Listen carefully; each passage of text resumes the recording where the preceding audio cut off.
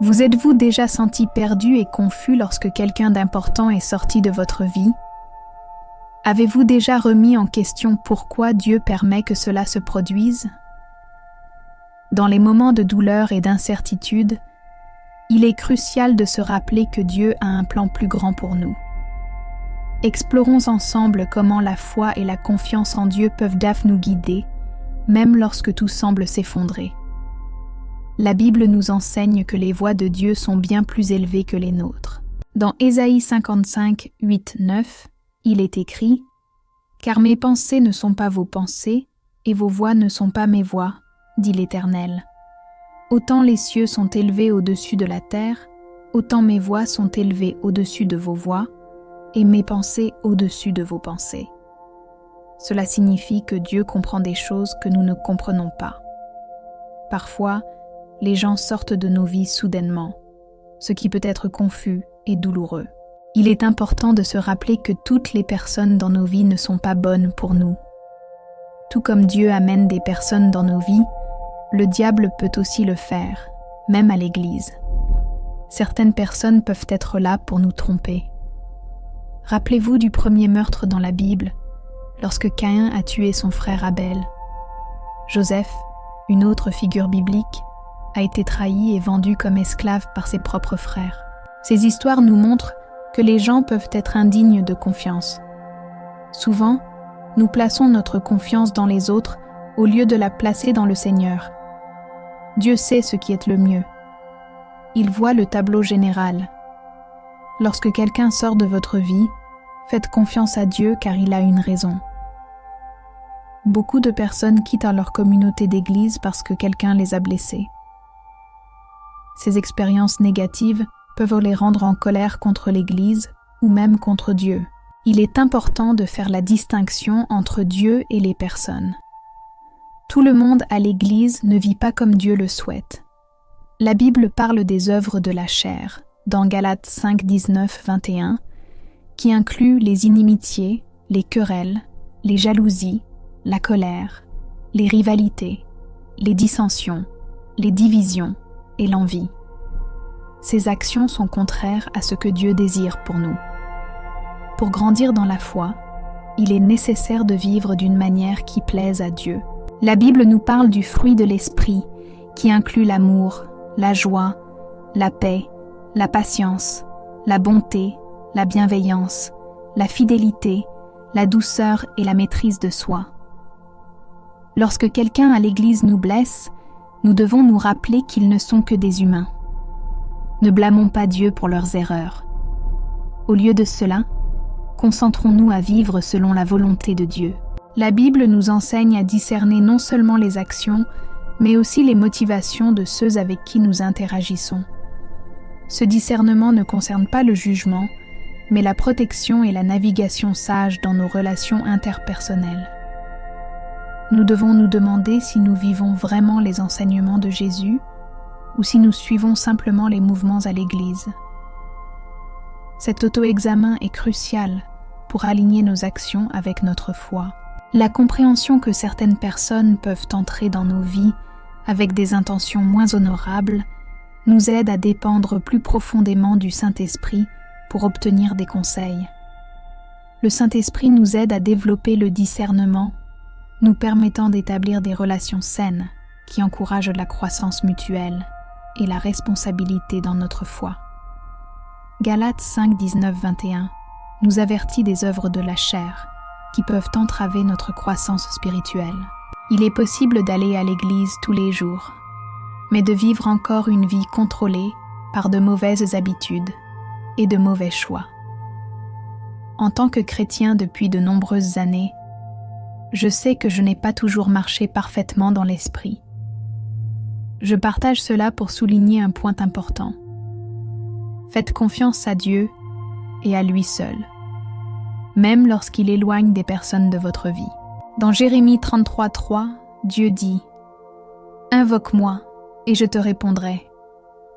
Je t'annoncerai de grandes choses, des choses cachées que tu ne connais pas. » Cela signifie que nous devons toujours faire confiance à Dieu, car il sait tout. La sagesse de Dieu est incroyable. Il voit le commencement et la fin. Dans 1 Corinthiens 1, 25, il est dit « Car la folie de Dieu est plus sage que les hommes, et la faiblesse de Dieu est plus forte que les hommes. » Cela signifie que même ce qui semble fou ou faible chez Dieu est plus sage et plus fort que tout ce que les humains connaissent. Lorsque Dieu éloigne quelqu'un de votre vie, faites-lui confiance. Rappelez-vous que sa sagesse est plus grande que la nôtre. Souvent, ces éloignements sont des mesures de protection, même s'ils sont douloureux. Perdre une amitié peut être profondément douloureux, mais il vaut mieux perdre une amitié que perdre son chemin ou sa vie. Ne suivez pas un chemin destructeur au nom de l'amitié. De nombreuses vies ont été négativement impactées par des amitiés préjudiciables. Des esprits brillants se sont terminés tragiquement à cause de la compagnie qu'ils gardaient. Certains qui devaient servir Dieu servent maintenant le diable parce qu'ils ont rencontré les mauvaises personnes. Certains sont entrés dans des mariages avec de mauvais partenaires, entraînant des pertes et des souffrances. Beaucoup ont fini en prison à cause de leur association avec ceux qu'ils aimaient. Avant votre naissance, Dieu vous connaissait et savait le voyage que vous feriez dans cette vie. Jérémie 1,5 dit « Avant que je t'ai formé dans le ventre de ta mère, je te connaissais, et avant que tu sois sorti de son sein, je t'avais consacré, je t'avais établi prophète des nations. » Peut-être ne comprenez-vous pas l'amour que Dieu a pour vous, mais votre vie est importante pour lui. David a dit dans les psaumes 55, 12, 14 « Ce n'est pas un ennemi qui m'outrage, je le supporterai. Ce n'est pas mon adversaire qui s'élève contre moi, je me cacherai de lui. C'est toi, un homme de mon rang, mon compagnon et mon ami. » Même l'ami intime de David s'est retourné contre lui, essayant de prendre sa vie. Cela a été très difficile pour David. Parfois, Dieu éloigne des personnes de nos vies pour notre protection, mais il y a une autre raison aussi. Peut-être les empêchons-nous de grandir dans leur voyage spirituel. Notre présence peut les empêcher d'atteindre leur plein potentiel ou de servir Dieu correctement. Pensez à ceci. Si vous bloquez la lumière du soleil, une plante ne peut pas pousser correctement. De la même manière, nous pouvons bloquer le chemin de quelqu'un vers Dieu sans même nous en rendre compte. Il est important de ne pas être une barrière aux bénédictions de quelqu'un d'autre ou aux nôtres. Au lieu de cela, laissez Dieu œuvrer dans chaque situation. Gardez votre concentration sur Jésus-Christ et faites confiance à Dieu qui sait ce qui est le mieux pour vous et pour les autres. Il peut voir le tableau général, même lorsque nous ne le pouvons pas. Considérez l'histoire de Samson, qui a rencontré la mauvaise personne et a ignoré les conseils sages sur le mariage interracial. Il a ignoré les avertissements et son histoire s'est terminée en tragédie. La compagnie que nous gardons influence significativement le cours de nos vies. Proverbe 3, 5, 6 conseils. Confie-toi en l'Éternel de tout ton cœur et ne t'appuie pas sur ta sagesse. Reconnais-le dans toutes tes voies et il aplanira tes sentiers. Lorsque nous parlons de construire nos vies sur le Christ, cela signifie lui faire entièrement confiance. Tout comme une maison a besoin d'une fondation solide pour résister aux tempêtes, nos vies ont besoin d'une base solide. Jésus a expliqué cela dans une histoire sur 2 constructeurs. L'un a construit sur le sable, et lorsque le mauvais temps est arrivé, sa maison s'est effondrée. L'autre a construit sur le roc, donc sa maison est restée solide. La fondation que nous choisissons est très importante. Si nous construisons nos vies sur des choses comme des désirs constants ou de mauvaises actions, cela ne mènera pas à de bonnes choses à la fin. Ces fondations faibles ne peuvent pas nous aider lorsque les moments difficiles arrivent. Pensez au mariage construit uniquement sur l'apparence ou l'argent.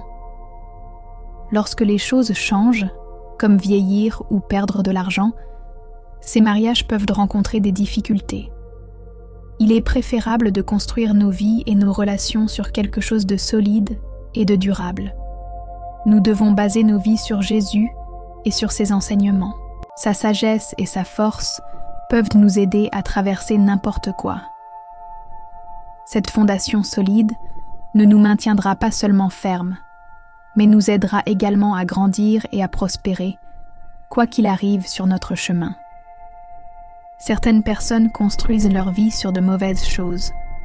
Et vous? Il est important d'être honnête avec vous-même sur ce qui soutient votre vie. Êtes-vous trop concentré sur l'argent ou sur la réalisation de mauvaises actions?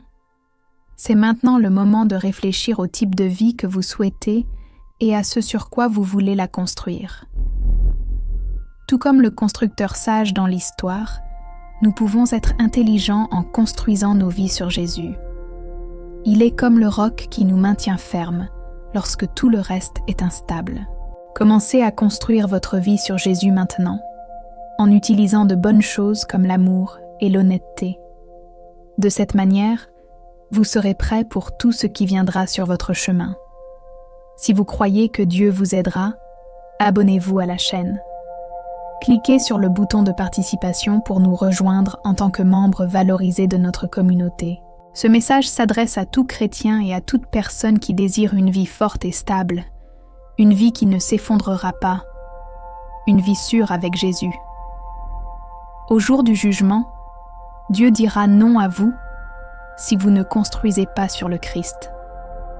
Ne pas construire sur le Christ signifie que vous dites que vous n'avez pas besoin de lui. Si vous ne construisez pas sur le Christ, cela signifie que vous n'avez pas donné votre vie à lui. Et à cause de cela, Dieu dira non à vous. C'est un moment important pour réfléchir et choisir sur quoi vous souhaitez baser votre vie.